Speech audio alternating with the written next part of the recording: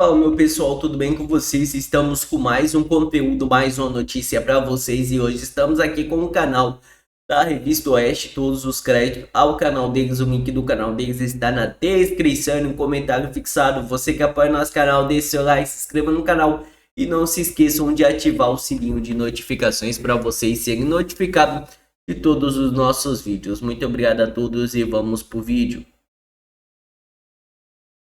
Por exemplo, por corrupção.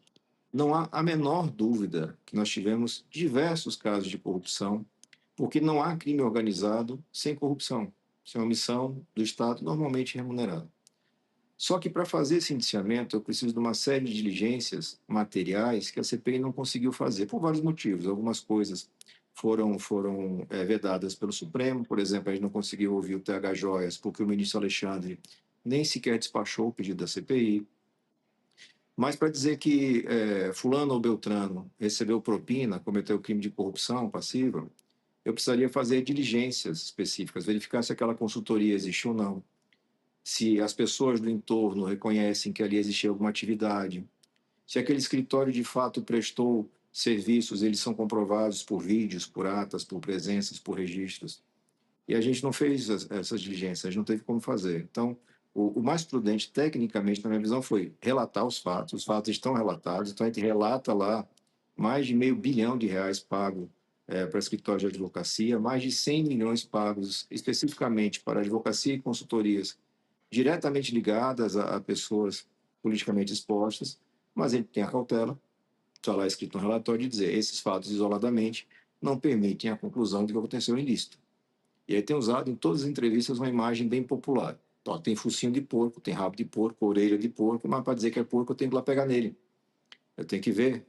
E eu não consigo isso sem ter as ferramentas adequadas. Então essa foi a motivação para não focar em crimes comuns e focar nos crimes de responsabilidade. Porque no crime de responsabilidade, a prova exigida é muito menor e a investigação, processamento e julgamento se dá aqui no Senado. Não passa pelo PGR, não passa pela Justiça, porque o crime de responsabilidade tem esse nome, mas ele é infração político-administrativa. Basta lembrar que Fernando Collor, Dilma Rousseff foram condenados, empichados e depois foram absolvidos no criminal. São coisas independentes. Carlo Cauti.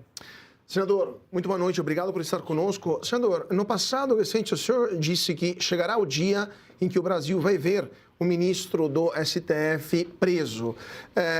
O senhor acha que as instituições brasileiras, à luz daquilo que a gente está vendo aqui, o Judiciário e até o Senado, a Câmara da qual o senhor faz parte, terão a coragem de levar adiante investigações, atuações contra ministros do Supremo com claros, evidentes envolvimentos em atos ilícitos, ou será suficiente uma frase do Gilmar para acovardar todo mundo? Não, eu tenho absoluta certeza que esse momento vai chegar. Absoluta certeza. Ele pode chegar nessa legislatura, na próxima, na seguinte, tanto faz. Porque os fatos, eles não desaparecem. Não adianta uma declaração autoritária, não adianta uma ameaça. Os fatos permanecem, os fatos estão ali. E cada vez mais brasileiros e brasileiras estão enxergando esses fatos. E a partir daí vão tomar decisões. Então, se essa legislatura se findar agora, esse ano, e não tiver a coragem, a independência para fazer o seu trabalho, ela será substituída, fortemente alterada nas eleições de outubro. E aí virá uma nova leva de senadores e senadoras que vão ser testados, é um teste mesmo. Isso aqui não é coisa simples, não, isso aqui não é brinquedo. Tem muita gente que é valente na internet, que é valente quando lida com pobre. Aqui a gente não lida com criminoso pequeno, se a gente está falando de investigação. A gente lida com os maiores interesses da República, com as pessoas mais importantes, mais fortes, mais poderosas. Então, para enfrentar isso, não é qualquer um que enfrenta. E essa nova leva de senadores e senadoras vai ser testada. Eu espero que já seja uma leva suficiente para, primeiro, fazer a eleição da presidência do Senado pensando em independência, porque esse vai ser um ato que vai ser concretizado em fevereiro do próximo ano. Em fevereiro do próximo ano tem uma eleição, Davi Alcolumbre vai ser candidato à reeleição e vai ter alguém disputando com ele ali. E aí, a partir daí, você tem a noção. Olha, nesses próximos 2 anos, a gente vai conseguir avançar esse tanto. Esse pedaço não avança, porque o presidente continua sendo Davi e ele não vai autorizar o andamento. E vamos testando. Na democracia, esse processo de aprimoramento, ele, infelizmente, ele não é rápido. Ele é lento, ele tem idas e voltas, e ele exige de você coragem e resiliência. A gente tem que resistir. Desistir do Brasil não pode ser uma opção para as pessoas de bem. A gente tem que resistir, fazer enfrentamento, perde, levanta a cabeça, vai de novo. Se você está do lado certo da história, essa é a sua missão para trabalhar. Estamos conversando com o senador Alessandro Vieira. Pergunta agora de Augusto Nunes. Boa noite, senador. Muito obrigado pela entrevista. Eu pergunto o seguinte, senador, quando uma CPI, o relatório é rejeitado, qual é o destino das provas e evidências aí que foram juntadas?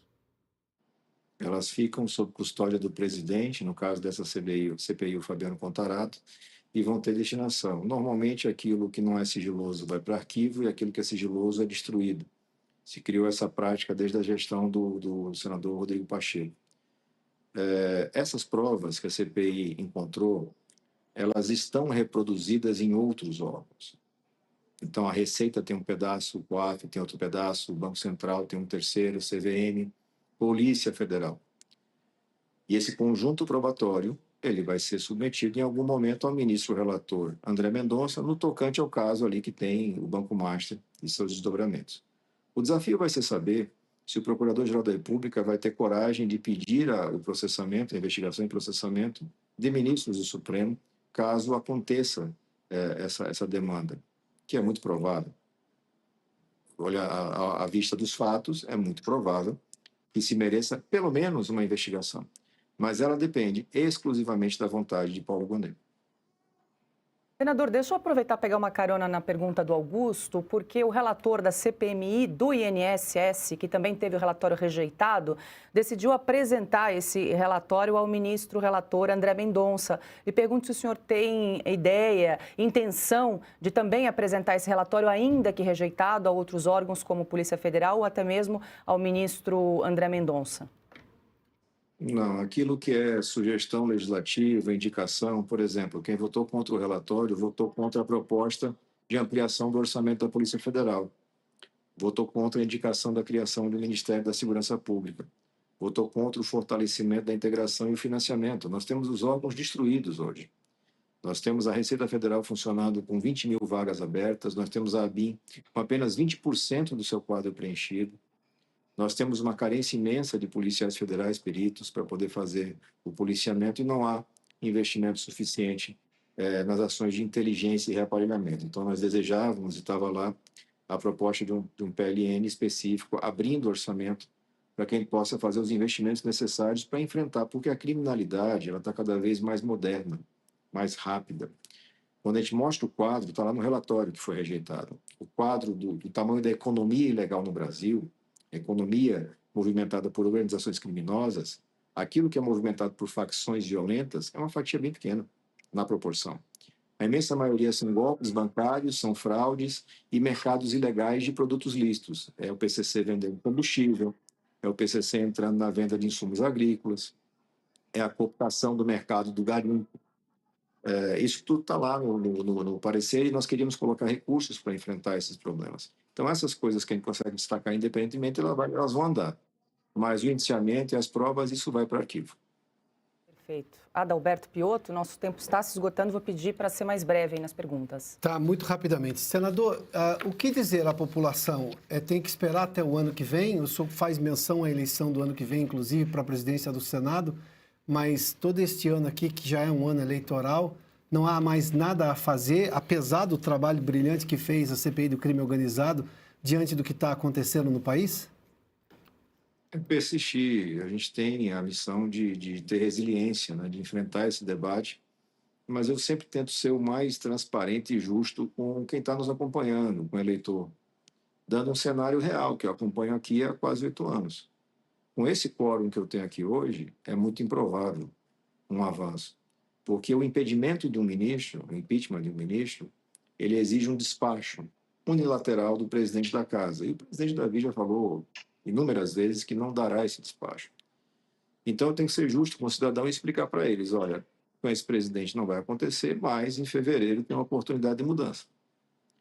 Para que ele tome a sua decisão de voto, de eleição, de acompanhamento, de cobrança, sabendo como é que as coisas estão andando. Para não ser enganado, porque também tem muita promessa falsa, tem muita gente que acha que vou chegar lá, vou dar um tapa na mesa e resolvo. Aqui não tem tapa na mesa. Aqui, no popular, aqui o buraco é bem mais embaixo. você tem que ter resiliência, qualidade técnica, fazer o enfrentamento e ficha limpa para aguentar o rojão. Veja, a gente votou ontem sob ameaça direta de 2 ministros, recebendo ao longo do trabalho os recados que eu relatei aqui. E persisti e fiz o meu trabalho porque eu posso fazer, eu tenho ficha limpa, não devo nada para esses caras. Não preciso da boa vontade deles para não ser preso porque teve desvio de emenda, porque teve rachadinha. Nada disso, graças a Deus. Nosso trabalho é feito sempre com muita transparência, com muito cuidado e com muita dureza na cobrança. Então, acho que desse processo o que fica é isso. Dá para chegar. Nós não aprovamos o relatório indiciando 3 ministros e o PGR, porque tivemos uma interferência direta do governo, das lideranças do presidente da casa, substituindo membros na hora da votação. Essa votação estava marcada para as 9 da manhã.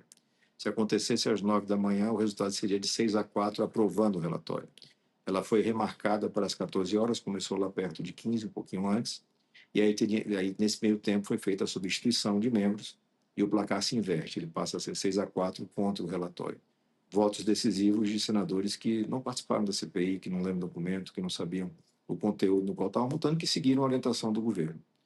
Isso também, esse registro é importante, porque deixa claro quem é quem está de que lado da história, e isso seguramente tem consequências políticas e eleitorais. Senador, temos tempo para uma última pergunta. André Marcília.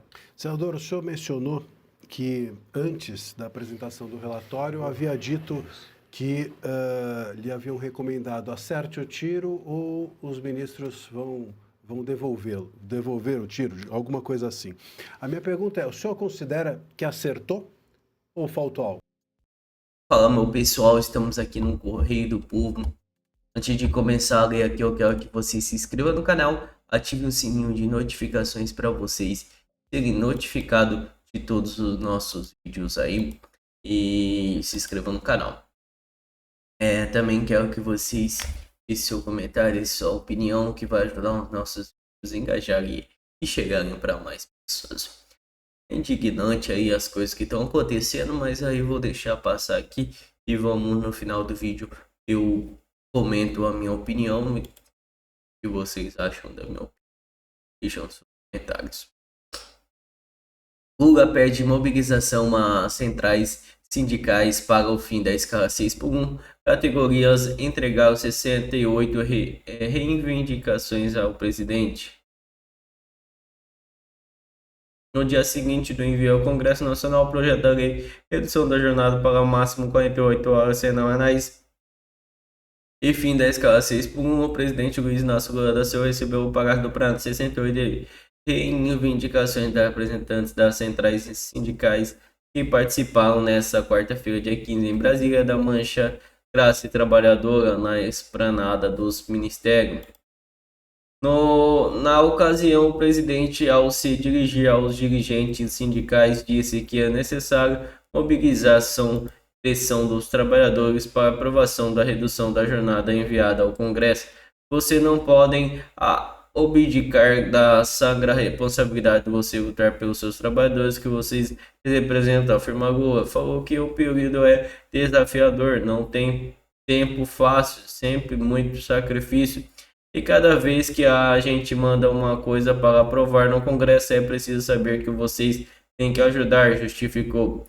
Quando Lula enviou uma e-mail a ativista, ao ex-parconista Rick Azevedo, que criou o movimento Vida Além do Trabalho e que acabou dando origem ao projeto de redução de jornada. O presidente chegou a sugerir que, se a lei for aprovada, tem o nome de ativista.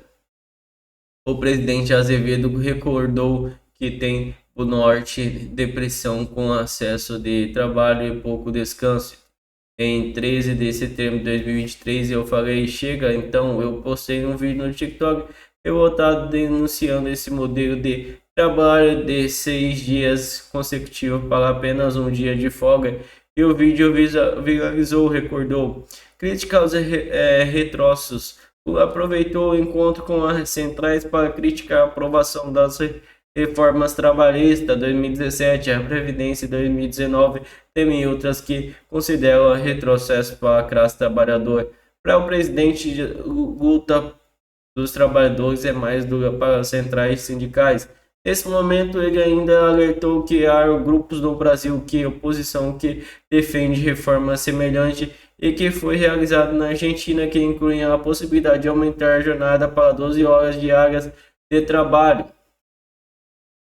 Como meter transformação, os representantes das centrais sindicais celebram a decisão do governo de enviar o projeto à cadeia com uma escala 6x1. Um desses foi a presidente da Central dos Trabalhadoras do Brasil, Adson Araújo, que citou a possibilidade de haver mais mercado de trabalho como redução de jornada. Essa é a medida geral de 4 milhões de empregos, disse. Para o presidente da CTB, o Brasil tem uma capacidade de se recolocar com uma nova indústria revoltada para uma sustentabilidade social bem, também pelos processos de desenvolvimento em situ, risco, antecismo e pejotização. Temos usado um padrão como profissional, encontrar como pessoa jurídica, mas atuando como funções próprias que deveriam ser regidas pelo CLT.